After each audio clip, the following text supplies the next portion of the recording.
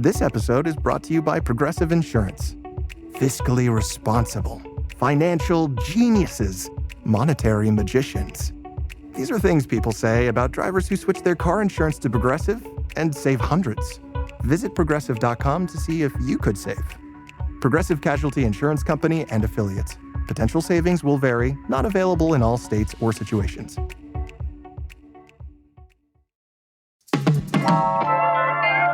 Las Vegas doesn't have a Michelin guide, and we're mad about it. Or are we? Does anyone even care or want it? Today in CityCast Las Vegas, I'm talking to Jonathan Wright, restaurant reporter at the Las Vegas Review-Journal, about how and why we rate restaurants, and if it even matters anymore. It's Thursday, July 10th. I'm Sarah Lohman, and here's what Las Vegas is talking about.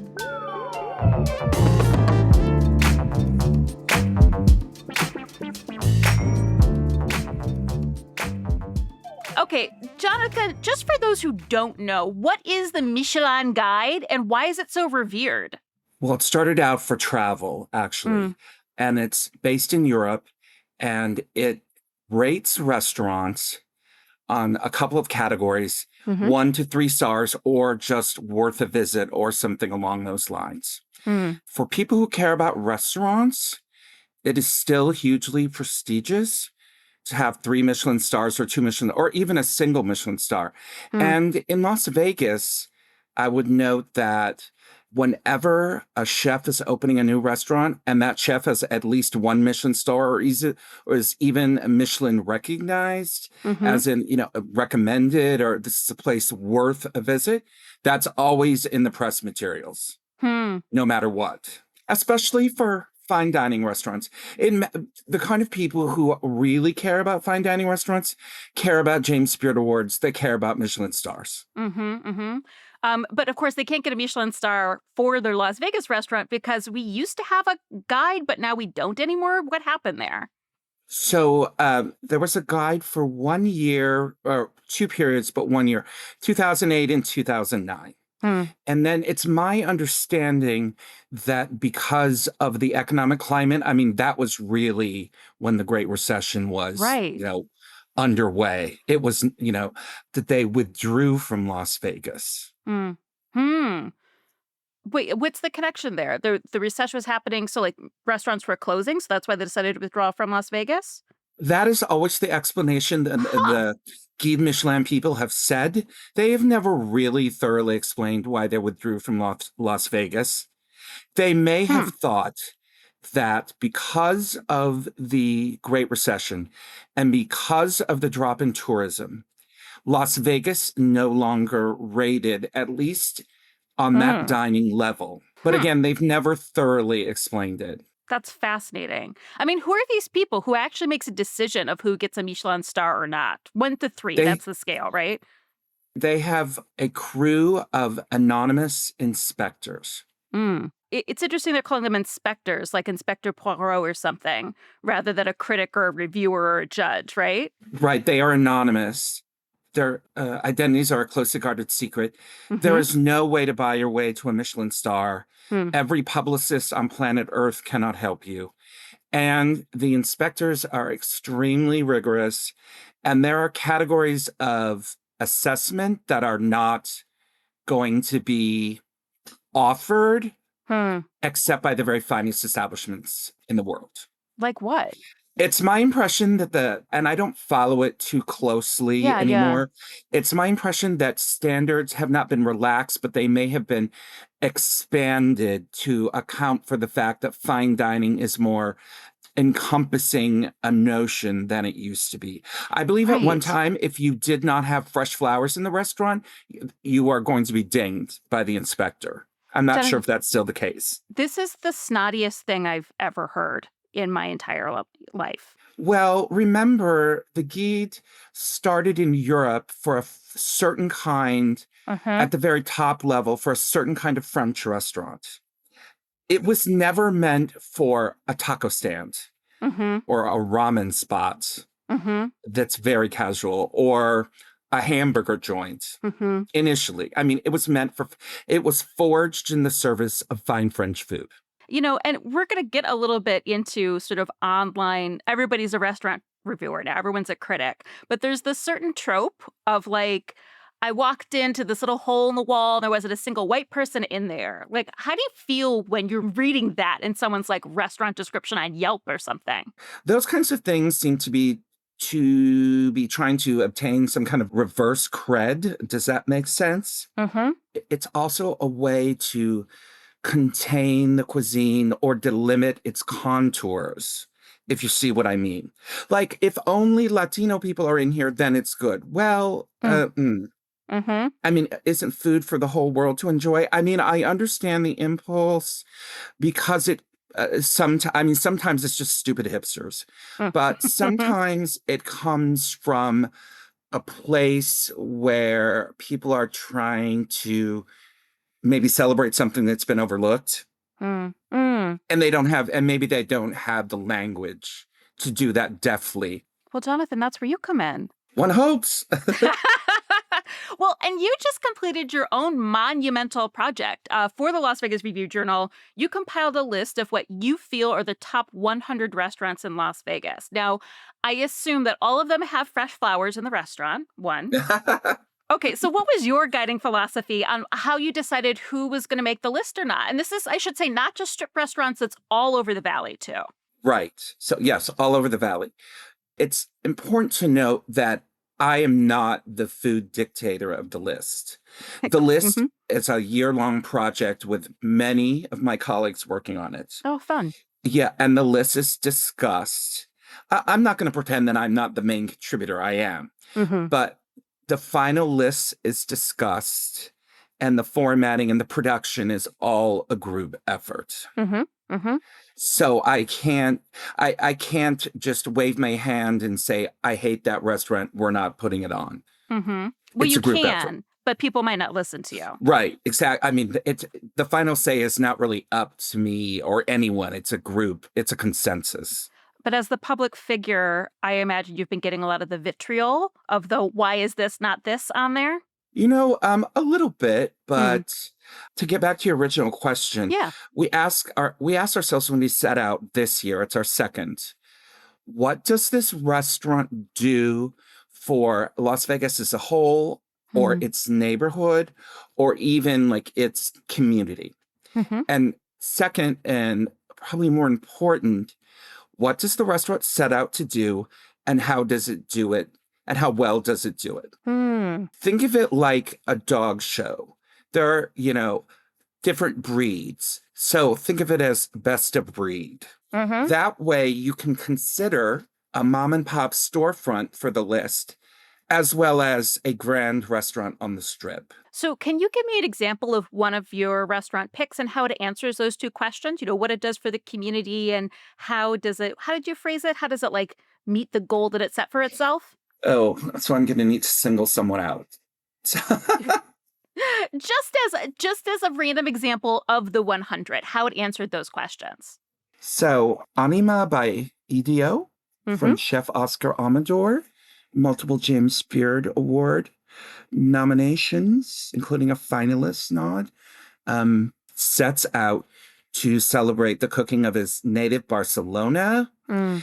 while harnessing international accents, quite often Asian accents. And in less sure hands, the cooking could be one of those menus. If you see it feels like they spun the globe and they put their finger down and they Mhm. stopped at this country and this country and this country, and we're going to see what we can do with it. Fusion, they called it 20 years ago, Obviously, a right? Yeah. chef of his level synthesizes Hmm. these other influences while braiding them into the cooking of his native Barcelona to create a really nuanced internationalism in every bite. He sets large ambitions for himself. I mean, that's clear from the menu, and he achieves them and more. Hmm. So Hmm. that's one example. Great example. And then we come to a place called Barcode Burgers on the east side, Oh, it's like on I've East passed by Flamingo. there on Flamingo. Yeah, yeah, yeah. Yes, it is a sports bar, which I'll admit is not my natural habitat, but Okay. And if you want to go in and have a beer and watch the game, of course, it's a sports bar. But the burgers are outstanding Mm. and they're varied, and they've given a lot of thought to the toppings and what goes together. Mm-hmm. And they are gloriously messy. You're going to need extra napkins. And I visited a couple times. Every time the burger was outstanding. They have set themselves up to offer great bar food, and Mm-hmm. a burger is part of that. But in fact, they offer excellent burgers. Mm-hmm. Mm-hmm. And it's the kind of place where it's quiet. I mean, people know about it, but it is not super it's not super Yeah. famous. They don't have a big team behind them. They just sort of go about doing what they're doing. And by the way, it's one of the best burgers in Vegas. Oh, I love that. Now I have to check it out. I pass it all the time. One of my doctor's offices is there. Oh, and the atmosphere is what it is, Yeah. but it's a sports bar. Yeah. We're not expecting fresh flowers. We are expecting excellent burgers at a good sports bar, though. And sometimes I want to go to a place where the service is fine, not great, and where nobody pays a lot of attention to me. Do you know what I mean? Sometimes I just want to Oh, I disappear into a do. bar, right? So this sounds wonderful.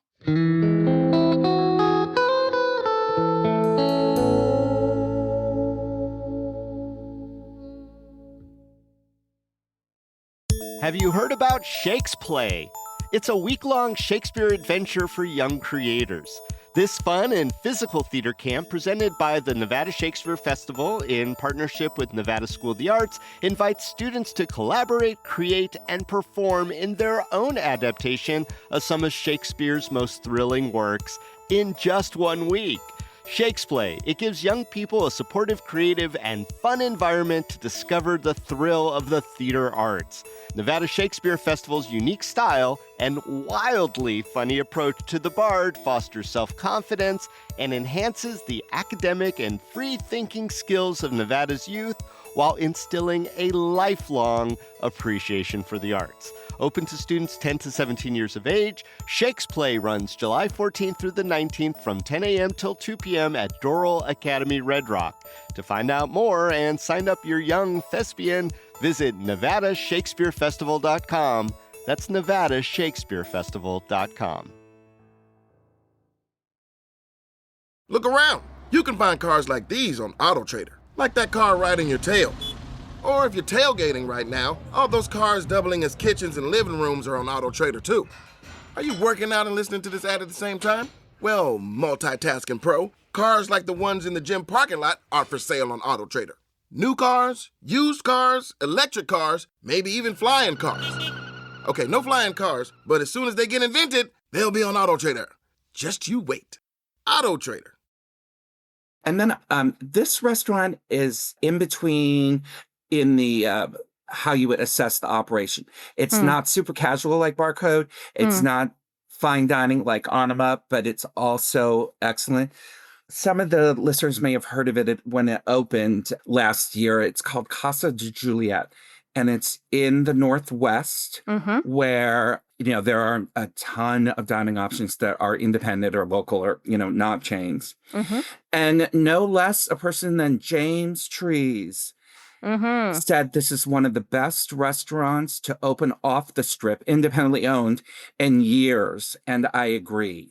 The food is Mexican, but broadly conceived with lots of regional influences and a really beautiful attention to plating and cocktails.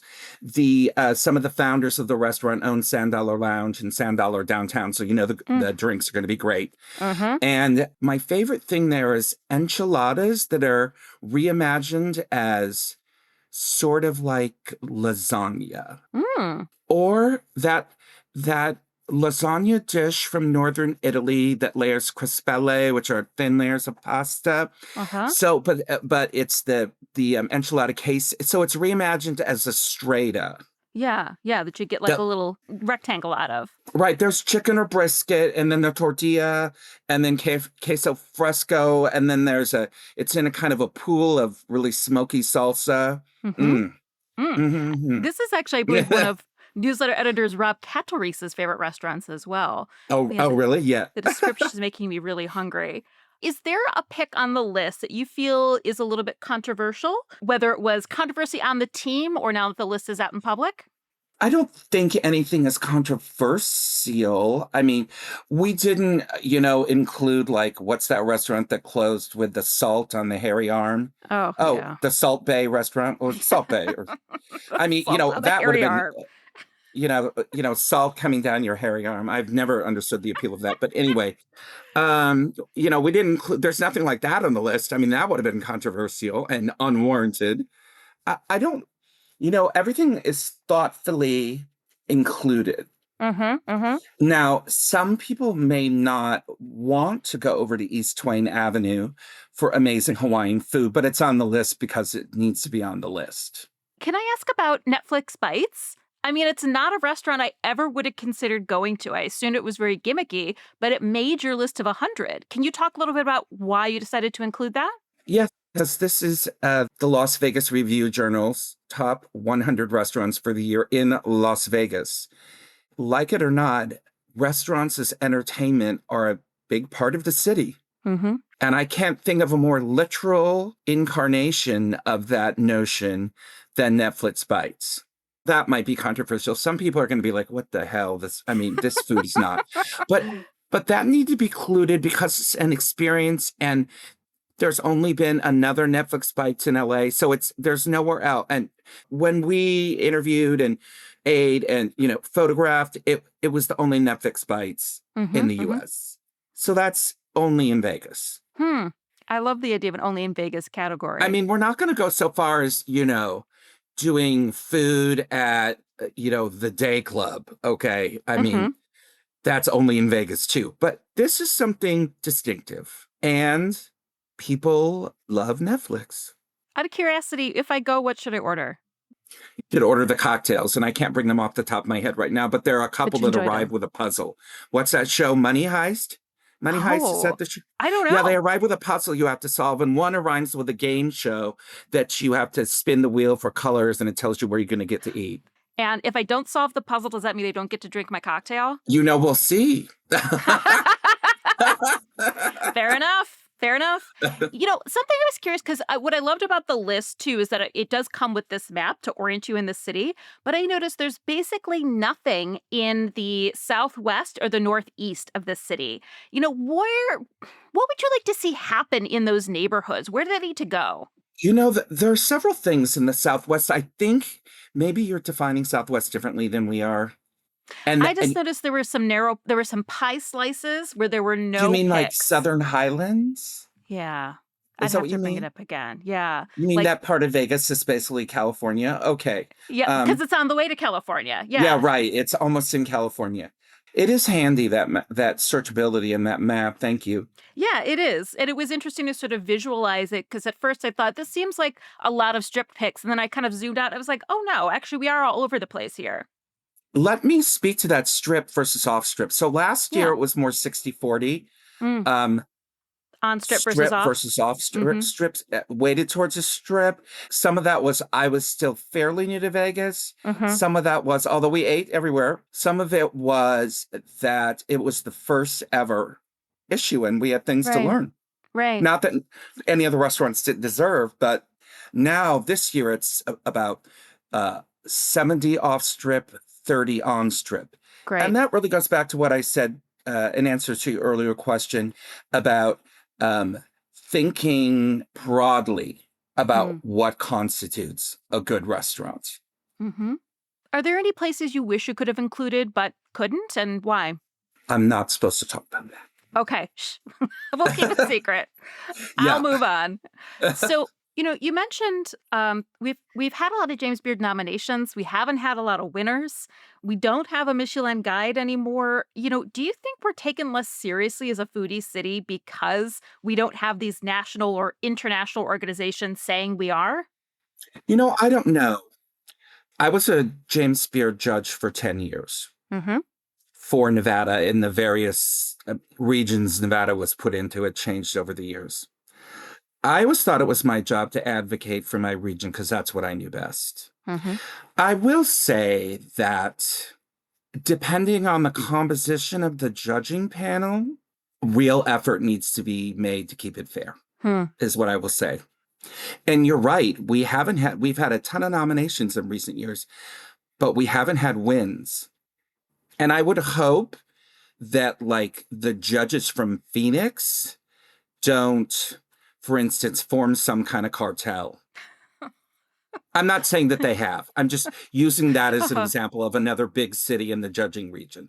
So we're in the Southwest now as opposed to the West Coast. Right. And we For James used to be Beard. years ago, actually, years ago, we used to be lumped in with San Francisco, as I recall, which is the Beard Organization's done a lot of work in recent years to make things more transparent and fair. And one thing was giving certain cities that would always win as their own regions, which is a very good step. Do you wish Michelin would come back to Vegas, or do you wish we'd land some James Beard winners? Would that have a positive effect, or don't you think it matters? I mean, it would be nice to point to, and certainly if someone won in the Beards in recent years, in coming years, certainly we would cover it. I don't know how much that matters to the general public, actually.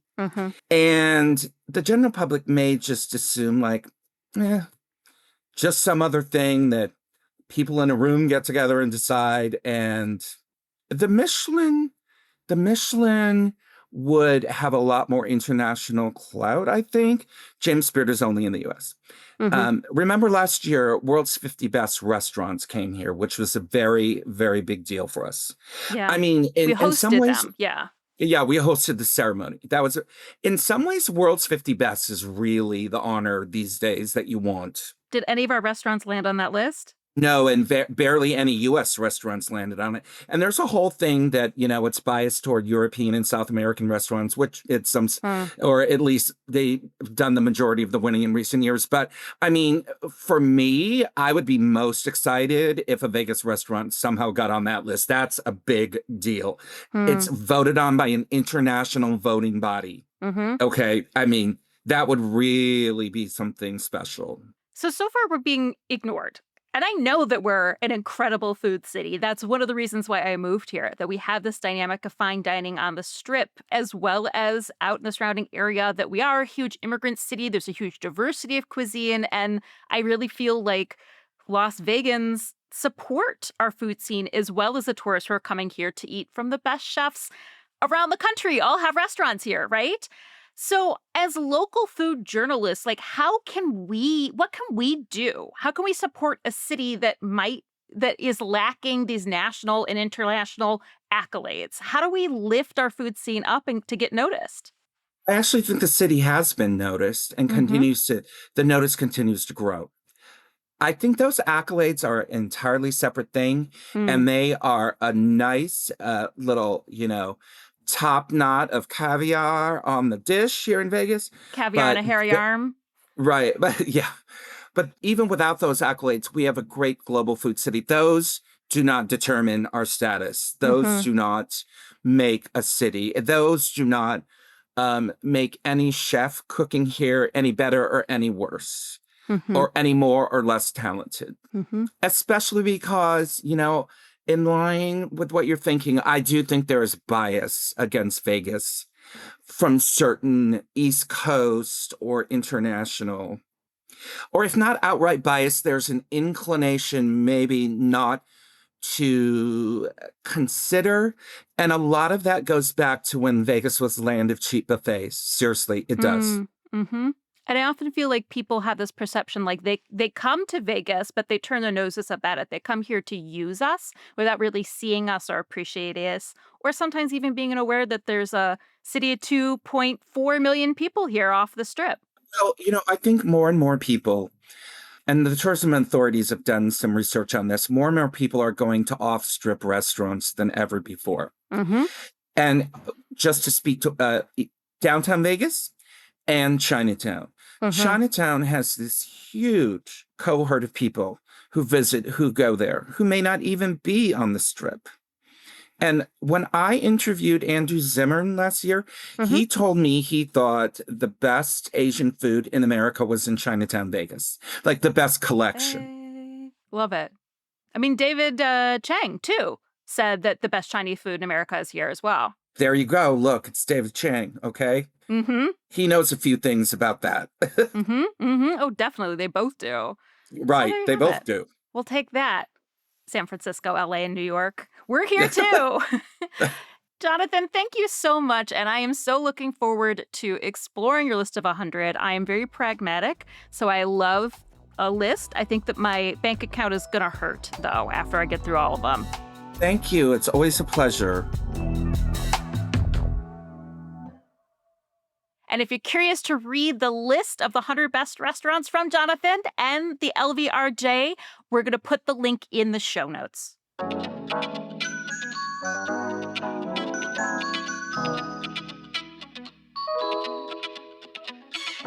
And that's all for today here in CityCast Las Vegas. If you enjoyed this show, tell a friend, hit some of these restaurants. And you can rate our show and leave us a review and subscribe to our morning newsletter as well. We'll be back tomorrow morning with more news from around the city. Take care.